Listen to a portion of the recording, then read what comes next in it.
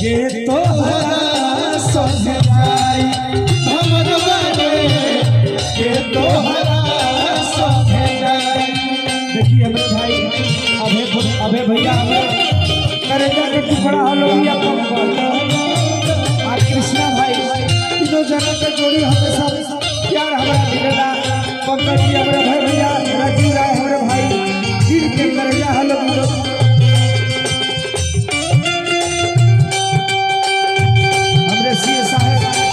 लाखों लाखों रुपया अरे बहुत पूरा ये पंकज भैया रहे करे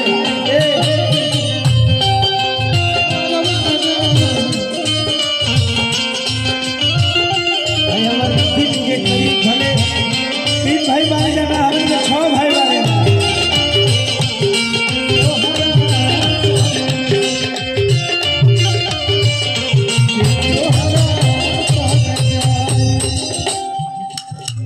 देखी जब आवे के होला अंजनी भैया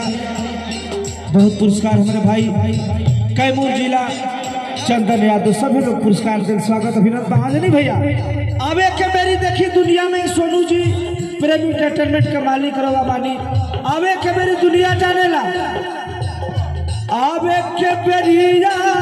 सबके हो जानेला दुआरा पर बजेला बधाई बधाई दुआरा पर बजेला बधाई। अब भैया हमरे सिवाय फिल्म के मालिक लाखों लाखों पुरस्कार ये मालिक